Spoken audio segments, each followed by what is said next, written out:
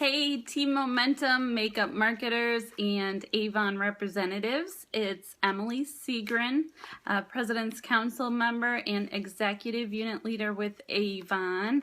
And today I want to talk to you about prioritizing your tasks and time management.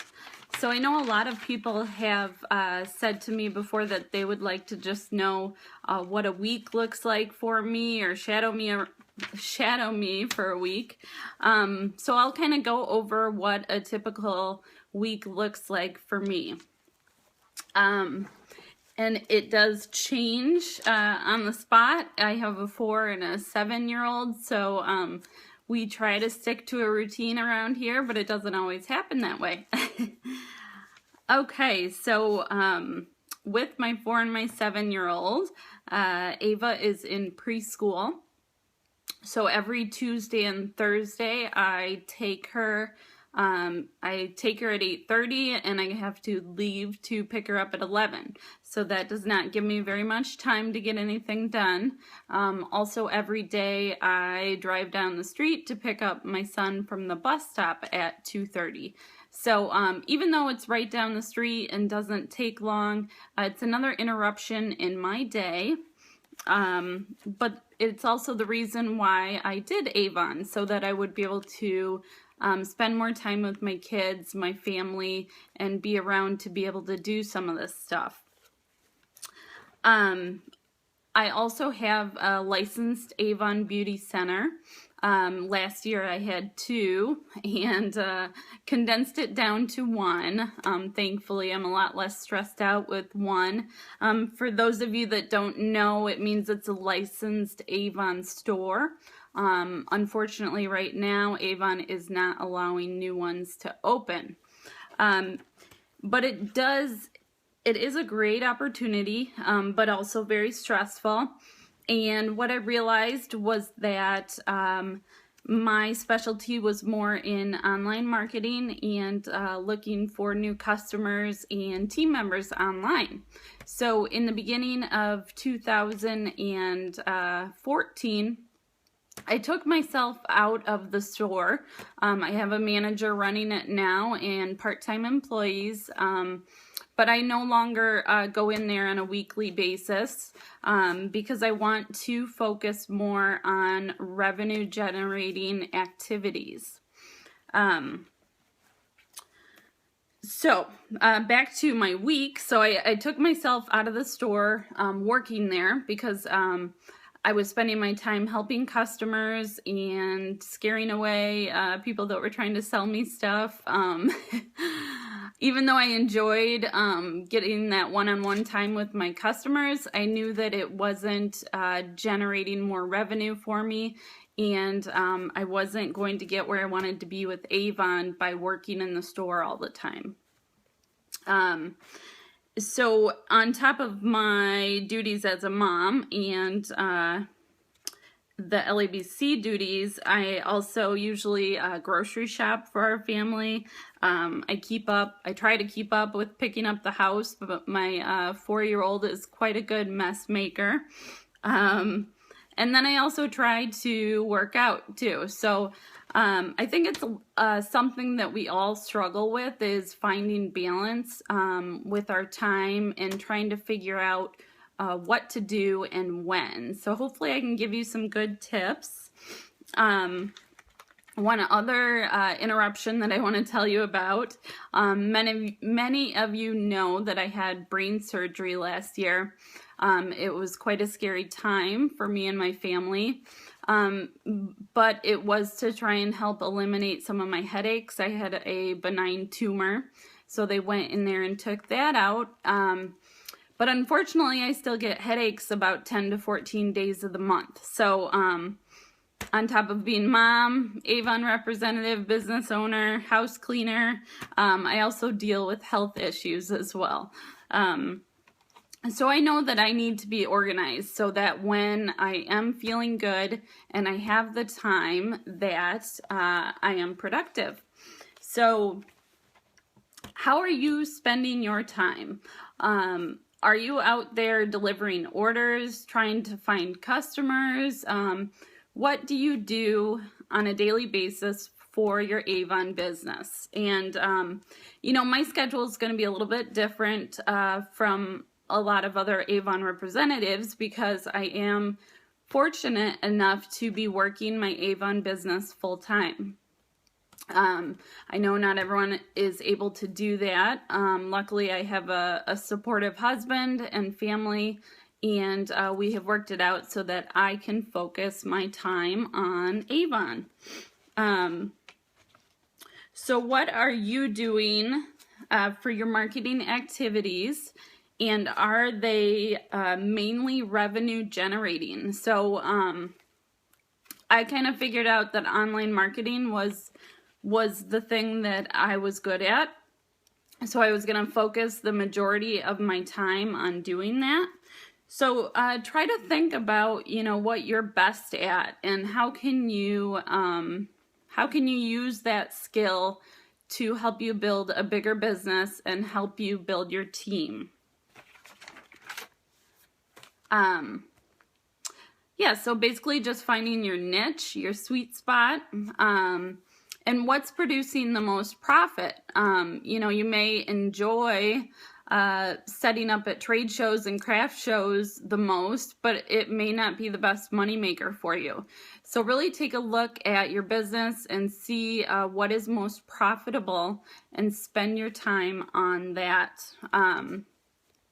Most of my online sales and recruits come from the blogs that I write, so I spend a lot of time blogging. So it's not going to be for everyone. Everyone's going to have different skills that they excel in. So figure out what it is for you and what makes you unique. So if your time is being taken up by delivering orders and, sitting and chatting with one of your old customers for an hour, couple hours at a time, you may want to think about trying to find a helper. You could try and find a high school student, a college student. If you have a big business, you might want to hire an assistant. And you could even, do it on trades. So maybe your local neighborhood girl would be willing to help you out for a couple hours a week for, $40 worth of products. So that's boosting your award sales, and it's not going to cost you the total $40, and it's making her happy as well. Stay away from time wasters. This is really important because I know we all love Facebook, and it can be a great tool and a great referral source for your website, but you don't want to spend hours a day on there.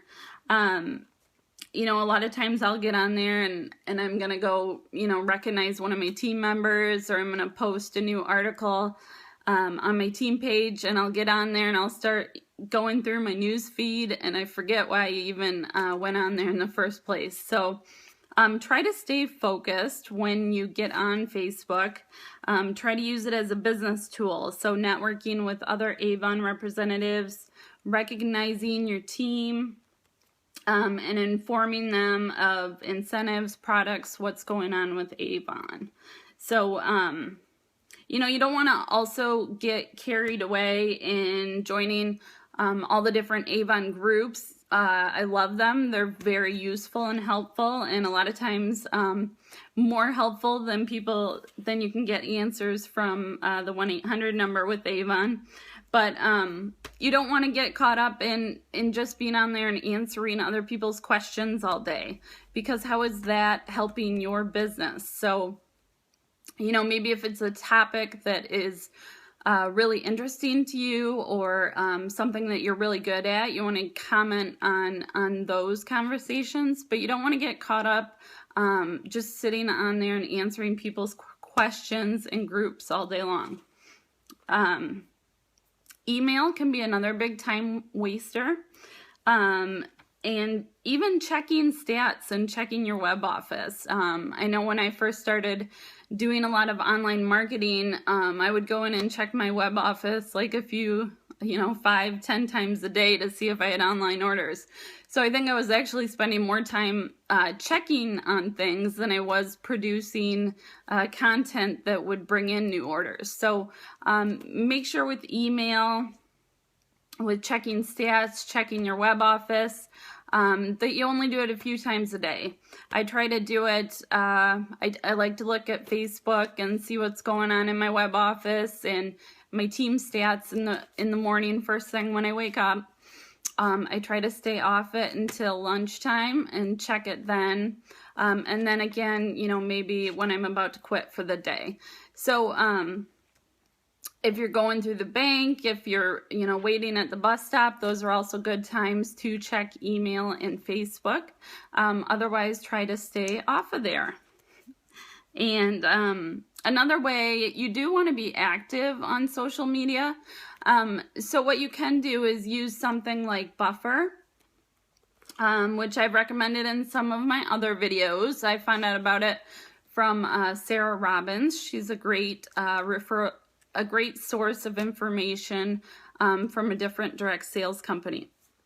So Buffer app allows you to automate your updates on Facebook, Twitter, Google Plus if you have a business page, and also LinkedIn.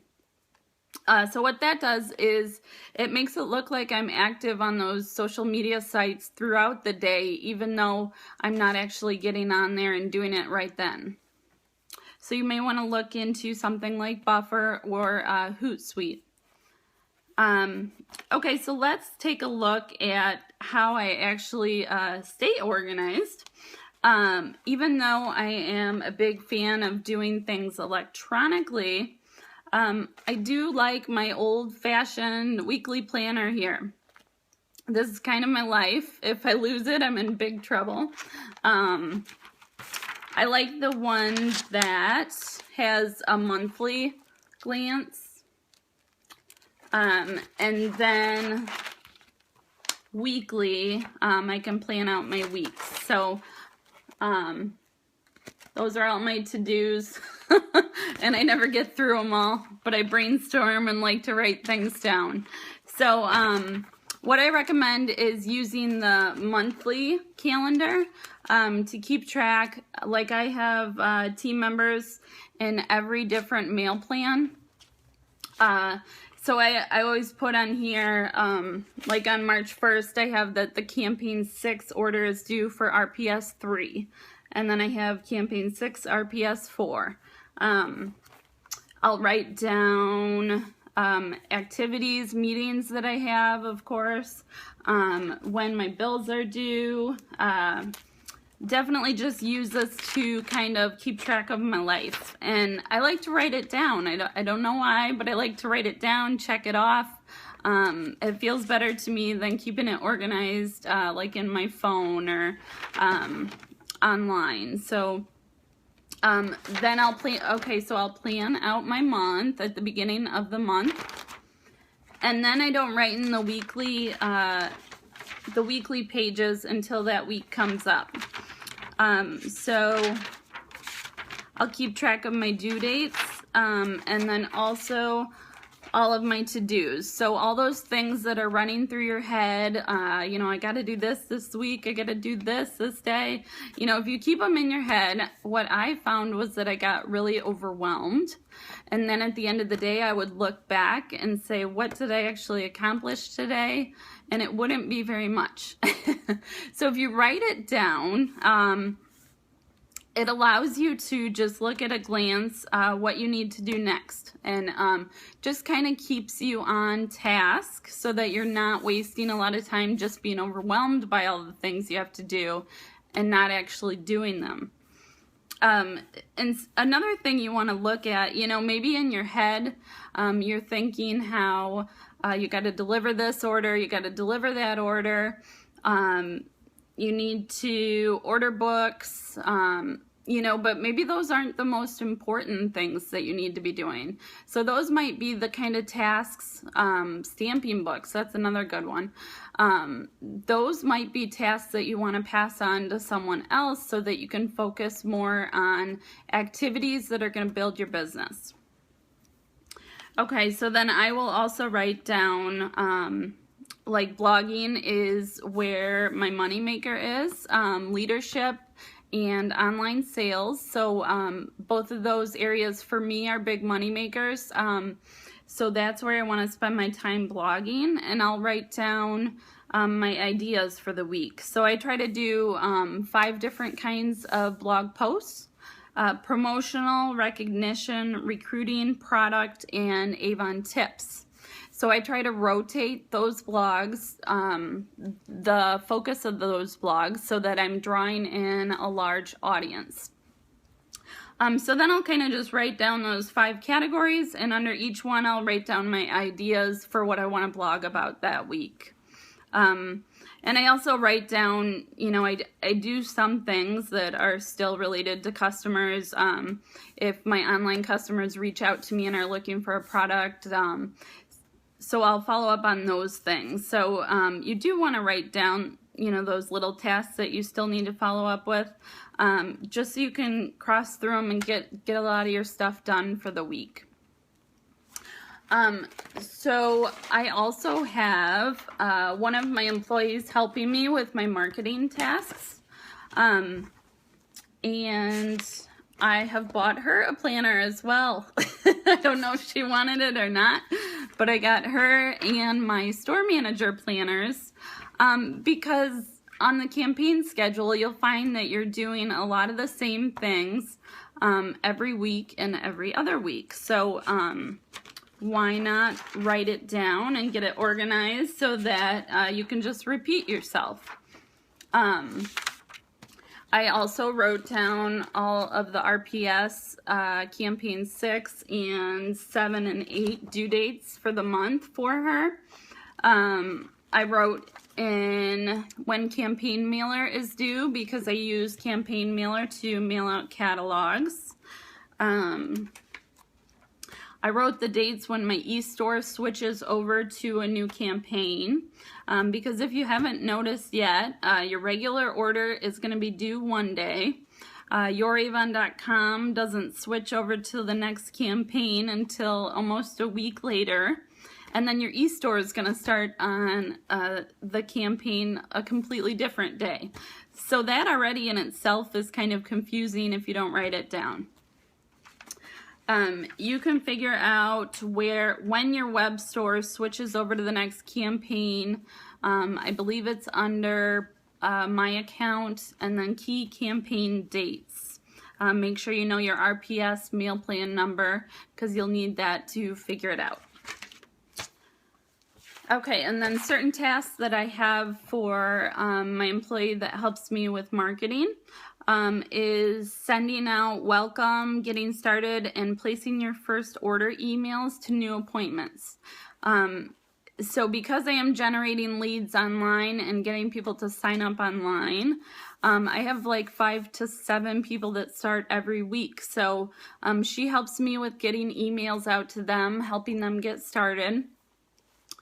I invite all of them to our Facebook team page, so I have my helper doing that for me. I subscribe them to my makeup marketing online blog, because I do post a lot of Avon tips on there, so I definitely want to make sure that they are getting my emails and my tips.